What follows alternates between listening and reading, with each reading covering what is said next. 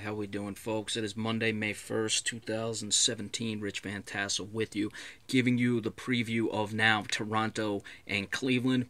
And then right after this, we'll give you the preview of Houston and San Antonio for that series. And then tomorrow, I will give you the preview of the Golden State Warriors and the Utah Jazz.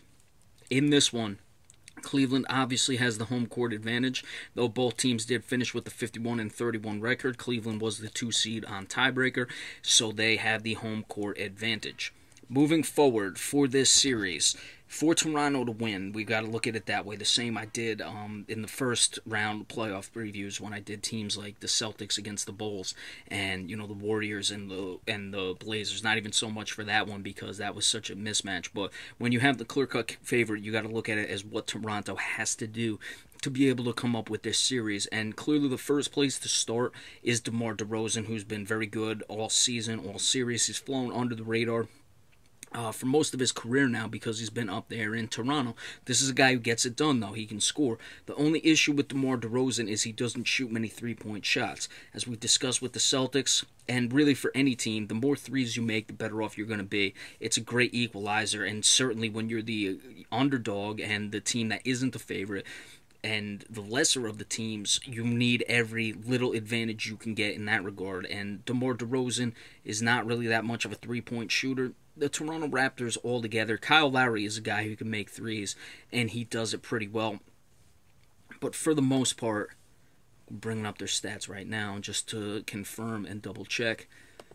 For the most part, this isn't a team that really does it from three. You look at it for the playoffs, they are 35%, which is above the 33% threshold, but 8.5 out of 24.2. So they don't shoot that many, they don't make that many. You'd like that to be, to make enough for it to be an X factor like we were talking about with the Celtics. You'd like to be that up above 10.5, 11 per game you're averaging. Now that was for the playoffs.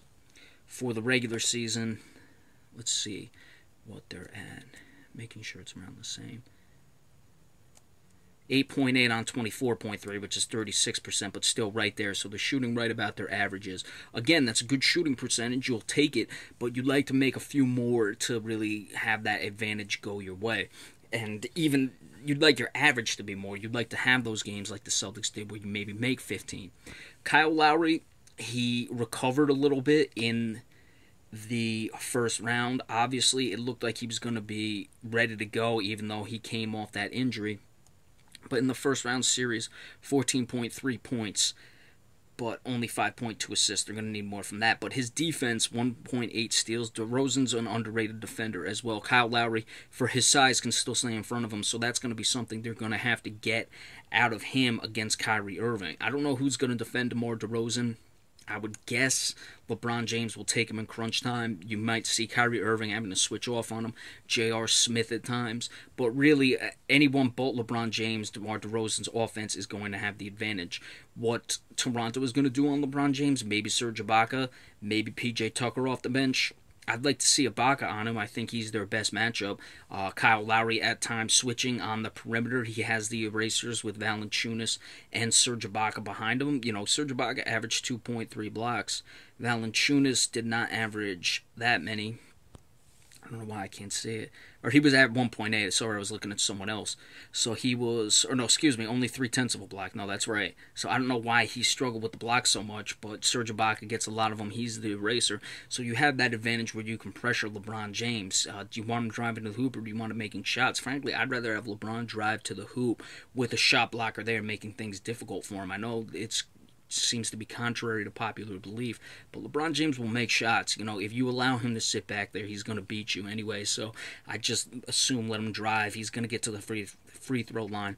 And the bottom line is LeBron James is going to get his in this series anyway. It's going to come down to keeping Kyrie Irving in check, seeing if Kevin Love, if he's consistent, if he's inconsistent, making sure he doesn't have those ridiculous games. Because while Kevin Love will have the game where he'll score 9 points, he'll have the game where he'll score 30 points. In the 9-point game, they're just as likely to win as if he scores the 30-point game.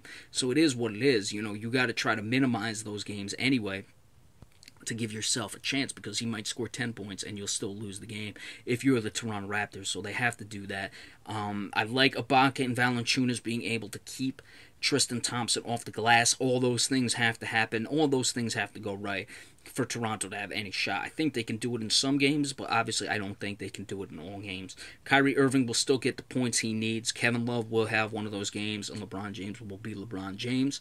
Tristan Thompson works hard, regardless of who's going up against him, keeping him off the glass. He's going to have the games where he's just a load inside and getting the offensive glass. So there's all those things. Kyle Korver off the bench when they get hot. It's just too much Cleveland Cavaliers. Some people may think 6. I'm looking at 5 games. I'd like to see if Toronto can finally win a game 1, make things interesting. Again, this is as we discussed when Milwaukee played Toronto. If you can get the game 1, which is certainly possible. Cleveland's had an extended period of time off. Toronto has had some days off as well, finishing off their series, what was it, Thursday? So they've had some time, and now they're playing on Monday, but still not as much as the Cleveland Cavaliers. I'd look at it equal in that regard, so I'm not really expecting the game 1 upset, especially since Toronto's not good at it. I figured if it was a situation like you had the Celtics with the Wizards yesterday where there's just one game off in between, and maybe it was a longer series if Toronto went 7 where they're still playing and you catch a team that has had a few days off and a little rusty, you could get that game 1. But a game 1, to me, victory for the Raptors, that is, in game 1, would make it to where Toronto could maybe force this to 6, but I just don't see it. I don't see, as proven as Toronto is, even though I picked them to go to the finals, their season's been underwhelming, and I'd like a 5-game victory for the Cleveland Cavaliers. They probably lose game 3 after winning the first 2 in Cleveland, then finish it off in back in Cleveland after they win another one in Toronto. Alright, so once this is uploaded, we'll do the recap of the preview of the San Antonio Spurs and the Houston Rockets. Be sure to stay tuned for that, and we'll do the recaps of these games when they go final tonight. And remember, we appreciate all subscriptions. Thank you.